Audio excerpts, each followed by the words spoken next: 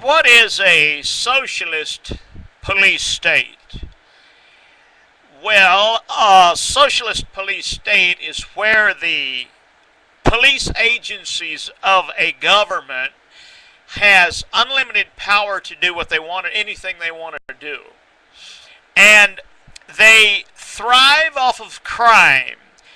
A corrupt socialist police state encourages crime, because when there's plenty of crime, there's plenty of need for their bureaucracy, and they can raise your taxes and make more money as long as there's crime. The FBI is a perfect example of our country becoming a socialist police state. Watch any media show, any television show, and it will show you how desperately we need the FBI and the bureaucracy, the police bureaucracies and police unions. We just desperately need these people, and we need to increase their wages and pay them more and expand their power, because crime has risen so high in America that the good people are in danger because of criminals. And if you watch the TV shows, you would think this, when in reality the criminal justice system and its large police unions and its large police bureaucracy is a result of policies that push convicted felons into crime. In other words, it is the police themselves who are guilty of pushing convicted felons into crime intentionally so they can arrest them and they can raise your taxes and expand their power and bureaucracy. You've got passing out criminal records of convicted felons. This is an ideal way to deny them a job, deny them a home, and then push them back into crime.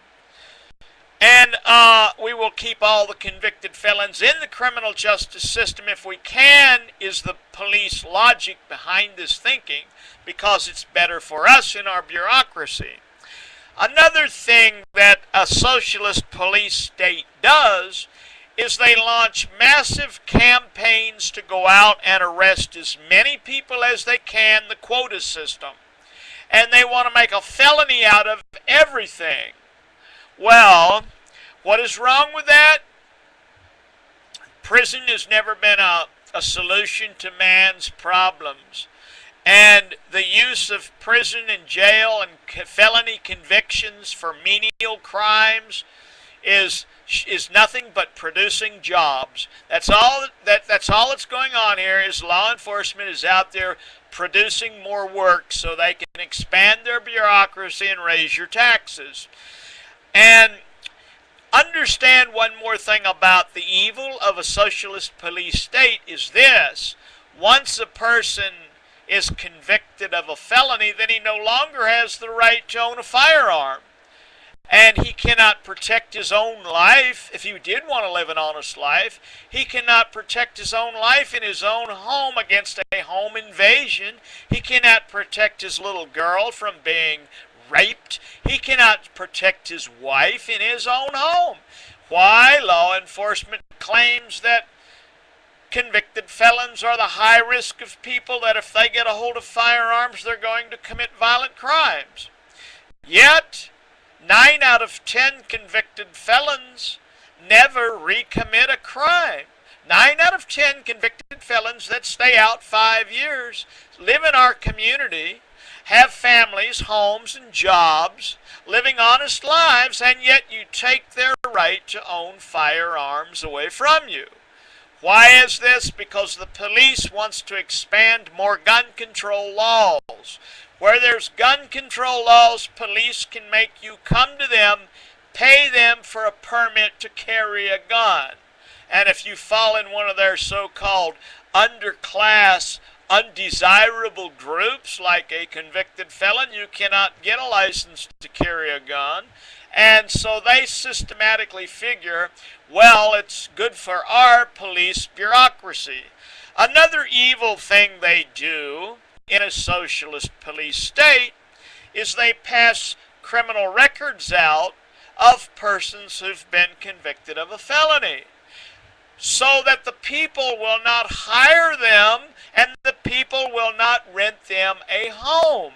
They will not let them in homeless shelters. They will not let them go to a university if they wanted to. They will not let them get licensed to practice jobs.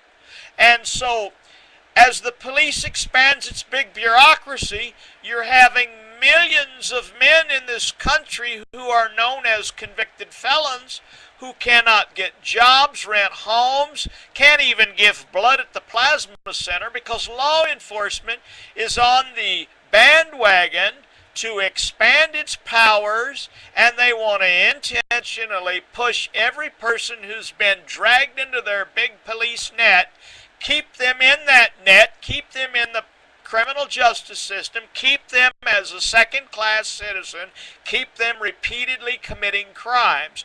You say, no, not the police.